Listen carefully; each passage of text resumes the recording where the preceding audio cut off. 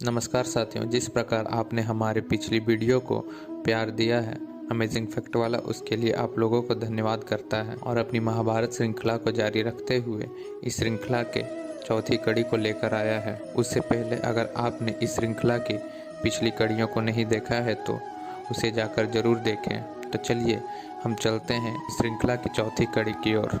जैसा कि आपने पिछली कड़ी में देखा किस प्रकार देवव्रत अर्थात भीष्म का जन्म हुआ और उन्होंने अखंड प्रतिज्ञा ली तथा चित्रांगत और विचित्र वीर के मृत्यु के पश्चात धृतराष्ट्र, पांडु और विदुर का जन्म हुआ। इसे जारी रखते हुए हम आगे की ओर चलते हैं। धृतराष्ट्र, पांडु और विदुर के पालन पोषण का भार भीष्म के ऊपर था। तीनों पुत्र के बड़े होने पर विद्या अध्ययन के लिए भेजा गया। धृतराष्ट्र बल विद्या में, पांडु धनुर्विद्या में तथा विदुर धर्म और नीति में निपुण हुए। युवा होने पर धृतराष्ट्र अंधे होने के कारण राज्य के उत्तराधिकारी न बन सके। विदुर दासी पुत्र थे, इसलिए पांडु को ही हस्तिनापुर का राजा घोषित किया गया। भीष्म ने धृतराष्ट्र का विवाह गांधार की राजकुमारी गांधारी से कर दिया। गांधारी को जब ज्ञात हुआ कि उसका पति अंधा है तो उसने स्वयं अपनी आंखों पर पट्टी बांध ली। उन्हीं दिनों यदुवंशी राजा सूरसेन की पोषित कन्या कुंती जब युवावस्था को प्राप्त हुई तो पिता ने उसे घर आए हुए महात्माओं की सेवा में लगा दिया। पिता के अतिथि गृह में जितने भी साधु महात्मा, ऋषि, मुनि आदि आते, कुंती उनकी सेवा मन लगाकर किया करती थी। एक बार वहां दुर्वासा ऋषि आ पहुंचे। कुंती ने उनकी भी मन लगाकर सेवा की। कुंती की सेवा से प्रसन्न होकर दुर्वासा ऋषि ने कहा, पुत्री, मैं तुम्हारी सेवा से अत्यंत प्रसन्न हूँ, अतः तुझे एक ऐसा मंत्र देता हूँ जिसके प्रयोग से तू जिस देवता का स्मरण करेगी वह तत्काल तेरे समक्ष प्रकट होकर तेरी मनोकामना पूर्ण करेंगे।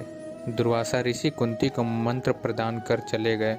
मंत्र की सत्यता के जांच हेतु एक दिन कुंती ने एकांत स्थान पर बैठकर उस मंत्र का जाप करते हुए सूर्य देव का स्मरण किया।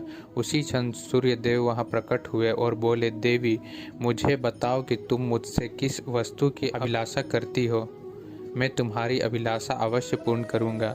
इस पर कुंती ने कहा, हे देव, मुझे आपसे किसी भी प्रकार की अभिलाषा नहीं है। मैंने तो केवल मंत्र की सत्यता परखने के लिए ही उसका जाप किया है। कुंती के इस वचनों को सुनकर सूर्य देव बोले, हे कुंती, मेरा आना व्यर्थ नहीं जा सकता। मैं तुम्हें एक अत्यंत पराक्रमी तथा दानशील पुत्र प्रदान करता हूँ। इतना कहकर सूर्य देव अंतर्ध्यान हो गए। कुंती लज्जा के कारण यह बात किसी से नहीं कह सकी। समय आने पर उसके गर्भ से कवच कुंडल धारण किए हुए एक पुत्र उत्पन्न हुआ। कुंती ने उसे एक मंजूषा में रखकर रात्रि बेला में गंगा में बहा दिया। वह बालक बहता हुआ उस स्थान पर पहुंचा जहां भीष्म का सारथी अधिरथ अपने अश्व को गंगा नदी में जल पिला रहा था।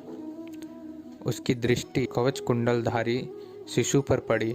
अधिरथ निसंतान था, इसलिए उसने बालक को अपनी छाती से लगा लिया और घर ले जाकर अपनी पत्नी राधा को सौंप दिया। उन्होंने उस बालक को गोद में लिया और उसका लालन पालन करने लगे। उस बालक के कान अति सुंदर थे, इसलिए उसका नाम कर्ण रखा गया। धन्यवाद साथियों। ऐसे ही और वीडियोस को देखने के लिए हमारे चैनल को सब्सक्राइब करें और बेल